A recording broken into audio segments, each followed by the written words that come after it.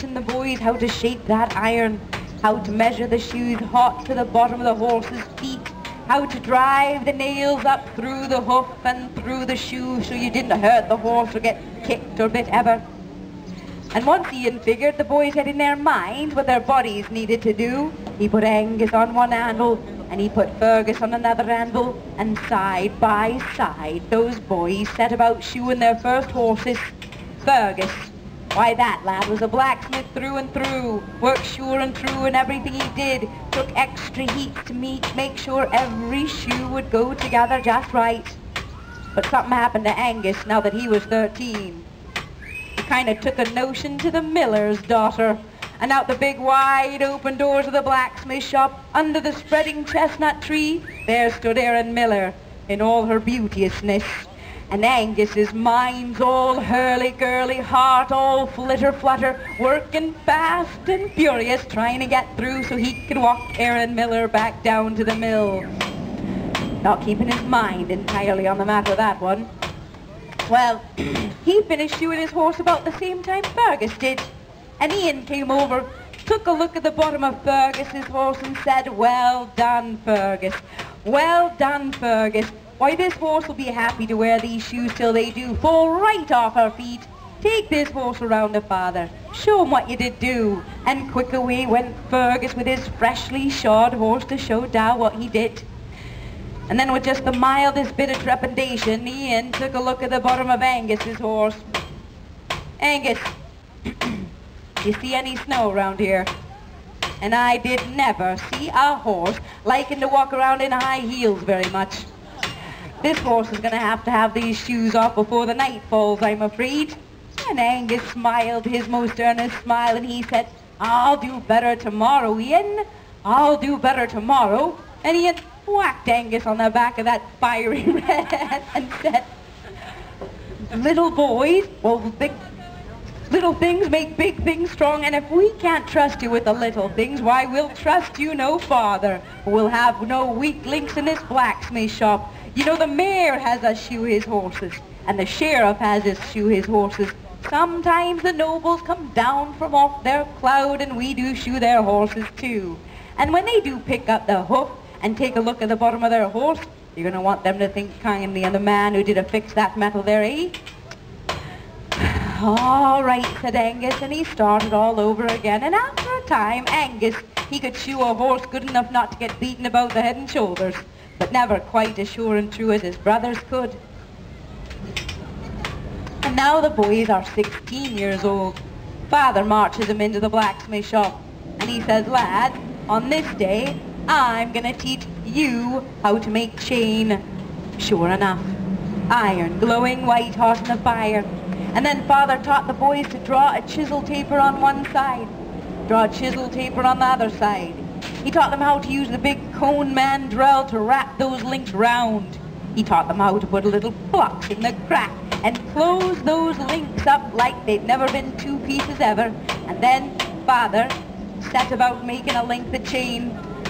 And once Father figured the boys had in their minds what their bodies needed to do, he put Angus on one anvil, and he put Fergus next to him at another anvil. And side by side, those boys set about making their first lengths of chain.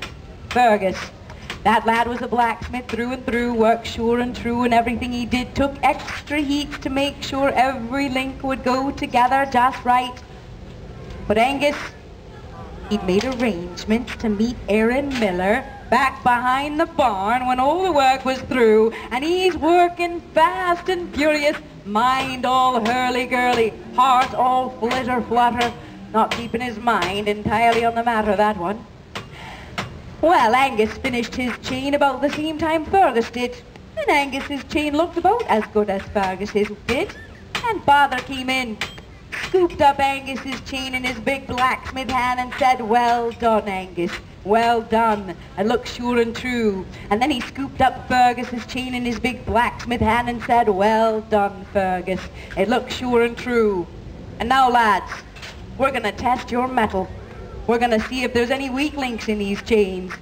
And sure enough, Father marched the boys out to the front of the blacksmith shop, and there, on top of Father's best wagon, two great Clydesdales facing out that way, there's Hamish, And on top was father's second best wagon, two great Clydesdales facing out that way. There's Ian. Well, Fergus's chain got tested first. Hooked onto one wagon, hooked onto the other wagon, and then Hamish, he went that way, and Ian, he went that way, and Fergus's chain did stretch tight and shake and strain, and nothing happened.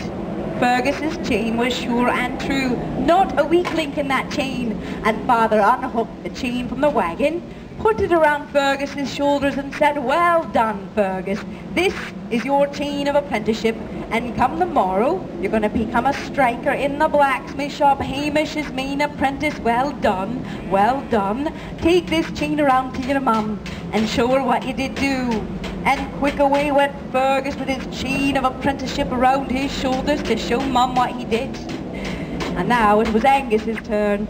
His chain got hooked onto one wagon, hooked onto the other wagon, and then Hamish, he went that way, and Ian, he went that way, and Angus's chain did shake tight and shake and strain, and then click, clatter, thud. One link broke, one link shattered, and there all Angus's hard work lay down in the dirt.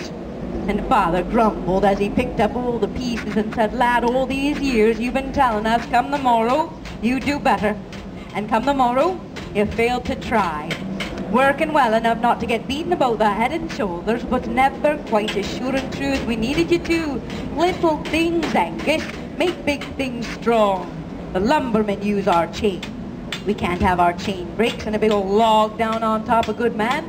And the longshoremen use our chain. We can't have our chain break, have boats out there in the bay flopping about without their moorings, yeah? And the farmers use our chain. We can't have them hauling grain into the rafters and a big old bag of grain down on top of good man, can we?"